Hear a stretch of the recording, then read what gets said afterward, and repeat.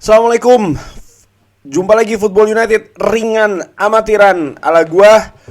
eh Apa ya, di edisi tahun baru ini yang ringan-ringan saja.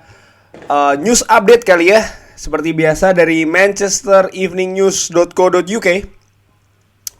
Dimulai dari berita kalau Sir Alex Ferguson yang merayakan ulang tahunnya ke-80 ya kemarin. Jadi di Old Trafford itu ada ada banner besar banget itu di Stratford End.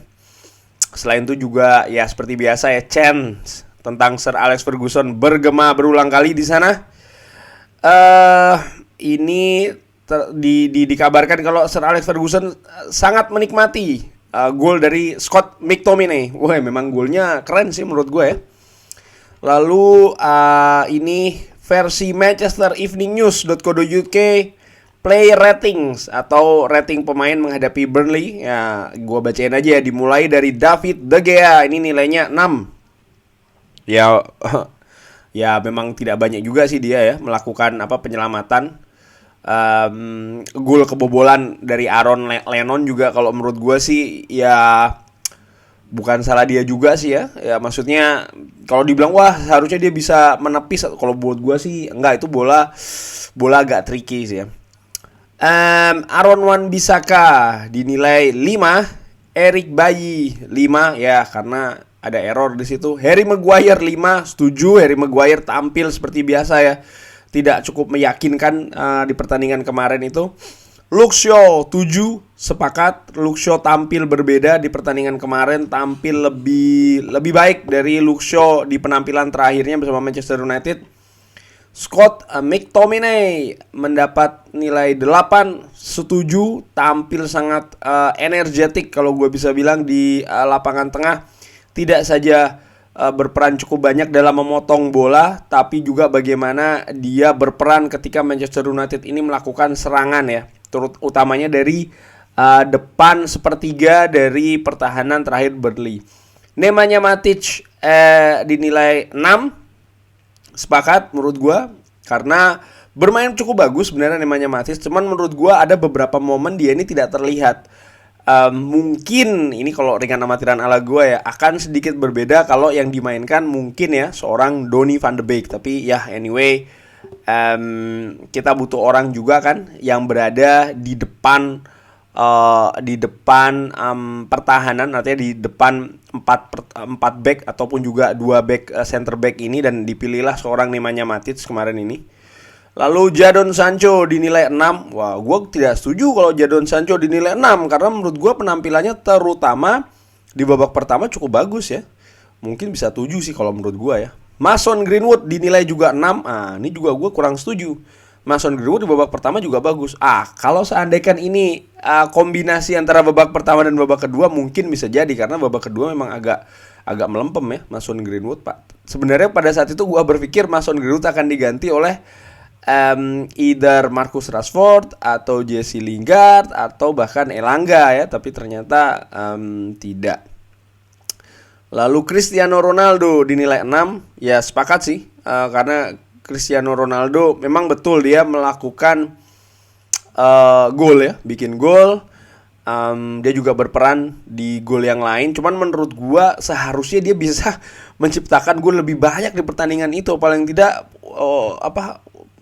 ketika dia one on one itu menurut gue untuk pemain sekaliber Cristiano Ronaldo, pada saat itu gue di tribun sempet karena memang di tribun pada saat itu gue menonton kan ya, ini ya karena kita sesama fans Manchester United, jadi gue juga aktif berkomunikasi dengan penonton-penonton yang lain. Dan ketika Cristiano Ronaldo tuh gagal di peluang pertama, kita benar-benar geleng-geleng nih, pemain sekaliber Cristiano Ronaldo, salah satu pemain yang banyak memenangkan Ballon d'Or ya, cukup pemain mungkin yang paling tenar di dunia saat ini, tapi gagal menaklukkan kiper setelah one on one. But anyway, dinilai 6, gue setuju sih ya. Berita lainnya adalah soal Paul Pogba yang di sosial medianya ini kan memberikan semacam kayak update ya di Twitter bagaimana dia berpikir soal tahun tahun ini, tahun 2021, dan terakhir dia time to look forward to 2022 atau 2022 ya. Nah, yang menarik di sini, nah ini dia nih, kalau menurut gue adalah tidak, dia ada tanda hati nih, tapi tanda hatinya ini berwarna hitam. Nah, ini jadi tanda tanya, kenapa kok tidak ada unsur Manchester United di sana? Memang betul kalau dilihat gambarnya, atau ya gambarnya lah di Twitter itu dia mengenakan kostum Manchester United, tapi di kata-katanya ini tidak ada gestur yang menunjukkan sesuatu tentang Manchester United. Nah, ini menurut gue sebenarnya apa ya? Ya pertanda sih ya, kalau dia sendiri sebenarnya juga nggak jelas nih. Dan again selalu gue ulang-ulangi ya, dia sepertinya tidak akan stay di Manchester United untuk musim depan. Ada kabar lagi kalau Barcelona ini ditawarkan kesempatan terakhir,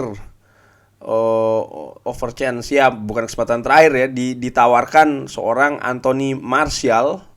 Ini dikabarkan oleh siapa ini ya, harian di Spanyol, gua nggak tahu hariannya apa ini ya. But anyway, gue juga udah bahas sebelumnya.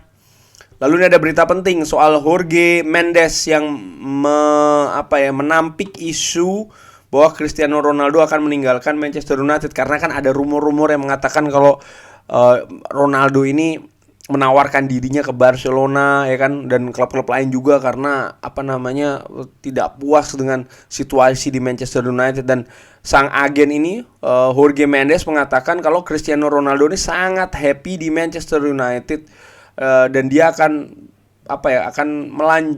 berlanjut untuk yaitu tadi menunjukkan performa yang bagus di karirnya. It's going to be a great season. Ini akan jadi season yang sangat bagus untuk dia, dan dia sangat yakin tentang hal itu. Artinya Jorge Mendes ini yakin akan hal itu. Dan ya ini menurut gua sih sangat sesuai dengan komentar dari Fabrizio Romano yang mengabarkan kalau memang Cristiano Ronaldo ini salah satu pemain yang paling profesional di dunia gitu. Dia datang itu bukan untuk jadi masalah, tapi dia untuk jadi solusi. Dan keadaan Manchester United yang saat ini memang membutuhkan solusi, dan gue yakin dia ingin melakukan hal tersebut, walaupun tentu saja ada pro dan kontranya ya. Dan kenapa gue bilang pro dan kontranya? Ya, Ronaldo datang ke Manchester United sekarang kalibernya beda dengan Cristiano Ronaldo yang terakhir kali bermain di Manchester United. Sekarang dia ini sudah menjadi pemain yang lebih besar ya, dibandingkan ketika terakhir kali dia bermain di Manchester United. Ini bisa terlihat ketika menghadapi Newcastle, dia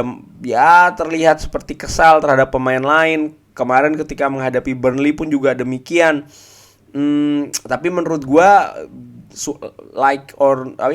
suka tidak suka, dia ini sekarang top skor dari Manchester United di usia yang ke-36 tahun. Dan efek atau impact dari seorang Cristiano Ronaldo ini masih sedemikian besar bagi Manchester United di atas lapangan maupun juga di luar lapangan. But anyway, ini berita kalau lagi-lagi ya, ini menampik bahwasanya langsung dari agennya Cristiano Ronaldo kalau dia akan pindah dari Manchester United. Ada kabar kalau Juventus ini masih mengincar, ini dikabarkan langsung dari Gazzetta dello Sport ya, salah satu harian olahraga terbesar di Italia, kalau Edinson Cavani ini diincar oleh Juventus di bulan Januari ini, karena mereka sangat menginginkan striker baru ya bagi Juventus. Ya, kita lihat, gua kalau melihat penampilan menghadapi Burnley sih gua suka ya penampilan seorang Edinson Cavani ini. Artinya dia kerja keras, walaupun ya dia gampang cedera, tapi ketika dia bermain dengan sepenuh hati, sekuat tenaga ya kan. Teknis juga masih bagus, finishing juga masih oke, pergerakan juga bagus. Jadi menurut gua ya paling tidak sampai akhir musim ini bolehlah stay dulu di Manchester United sampai kita mendapatkan ganti yang sama atau bahkan lebih bagus. Dikabarkan kalau Manchester United ini menang menghadapi Burnley ini menggunakan taktik yang baru, di mana Manchester United lebih mengandalkan sayap ya. Dan ini dikonfirmasi langsung oleh Ralf Rangnick yang dia mengatakan kalau ini sangat penting untuk pemain itu bermain di posisi yang tepat. Artinya dalam hal ini Jadon Sancho dan juga Mason Greenwood, di mana kedua pemain ini kan pemain sayap ya, tipikal pemain sayap. Jadi dan terlihat berhasil ya taktik itu. Pun juga pemain tengah yang bermain betul-betul di center, artinya Scott McTominay dan juga Nemanja Matic. Sebenarnya kalau di kacamata gue melihat kalau permainan seperti ini sih mungkin bukannya 4-2-2-2 tapi mungkin 4-4-2 sebenarnya ya. Agak-agak ke sana sini, ringan amatiran ala gue melihatnya ya, karena dua gelandang serang itu mereka lebih terbuka, sementara Scott McTominay dan juga Matic ini lebih dinamis antara maju mendukung serangan. Tentu saja mereka juga fleksibel pergerakannya. Kadang Scott McTominay di depannya, Matic di belakang, ataupun juga kadang sejajar. Tapi menurut gua memang betul sih taktik kemarin itu ketika menghadapi Burnley kita lebih mengandalkan sisi sayap, dan ya berhasil ya karena menang dan penampilan tim juga cukup bagus. Dikabarkan lagi soal Julian Alvarez ini, Manchester United dikabarkan siap untuk menebus 20 juta ya, membayar ke River Plate untuk mendatangkan pemain dari Argentina ini. Wah, kita lihat, gua sendiri jujur tidak begitu tahu ya pemain ini, usia 21 tahun. Ini dikabarkan Ralf Rangnick berharap Victor Lindelof ini bisa dimainkan ketika menghadapi Wolves ya untuk di hari Senin, walaupun menurut gua sih gua nggak begitu yakin ya. Kalau Manchester bener hari Senin tanggal 3 itu gua lihat. Oh ya betul, hari Senin, sorry. Ya betul. Apakah bisa menghadapi Wolves tampil, gua nggak cukup yakin. Sementara Eric Bailly ini keadaannya masih ditanda tanya karena kemarin sempat diganti kan oleh seorang Rafael Varane, dan ini dijelaskan oleh Ralf Rangnick bahwasannya Eric Bailly itu kemarin sebenarnya sudah on the way ya, sudah dalam perjalanan menuju ke Afrika. Ketika dia ini ganti pesawat di Spanyol, ternyata ditelepon oleh pihak Manchester United untuk balik lagi. Kenapa? Karena Rafael Varane ini keadaannya tidak cukup meyakinkan untuk bermain, artinya dari sisi fisik ya, karena masih ada gangguan hamstring kalau tidak salah. Ya betul, hamstring strain as Varane sustained. Iya betul. Jadi masih belum pastilah keadaannya Varane pada saat itu. Jadi harus ditelepon balik, dan ternyata di pertandingan menghadapi Burnley justru Eric Bailly harus ditarik dan digantikan oleh Rafael Varane ya. Nah, oleh karena itulah Ralf Rangnick ini sangat berharap Victor Lindelof bisa kembali bahkan ketika menghadapi Wolves ya, untuk memperkuat lini belakang, utamanya back tengah dari Manchester United. Kita lihat ini ada berita lagi, Ousmane Dembele dari The Express. Lagi-lagi Manchester United dihubungkan dengan seorang Ousmane Dembele. Nah, gua nggak percaya berita ini ya. Langsung aja. Steven Gerrard mengabarkan tentang Axel Tuanzebe. Ini kalau gua simpulkan kurang lebih Aston Villa ini mengatakan melalui Steven Gerrard ya, manajernya, mengatakan kalau mereka sebenarnya ingin untuk mempertahankan seorang Axel Tuanzebe secara pinjaman paling tidak di Aston Villa. Tapi ya itu tadi, dia tidak, semua sekarang ini tergantung di Axel Tuanzebe, apakah dia juga ingin untuk stay di Aston Villa atau pindah ke tim lain, karena dikabarkan Napoli juga menginginkan ya kan. Oh sorry kok agak berisik nih, mulai mercon-merconan.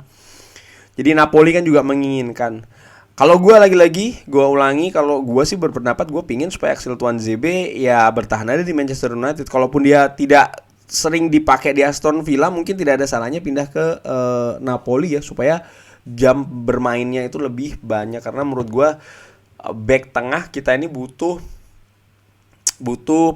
pemain lebih ya, pemain lain ya, karena itu tadi apalagi dengan situasi Covid ya kan, rentan cedera, belum lagi tahun depan ini ada Piala Dunia ya kan, yang itu tadi pemain mungkin akan lebih berkurang lagi, keadaan fisiknya juga bisa jadi menurun dan lain-lain. Jadi menurut gue, dan kalau kita lihat bagaimana kualitas seorang Axel Tuanzebe, muda ya kan, masih oke, menurut gue ya tidak ada salahnya untuk dipertahankan sebagai pemain pelapis.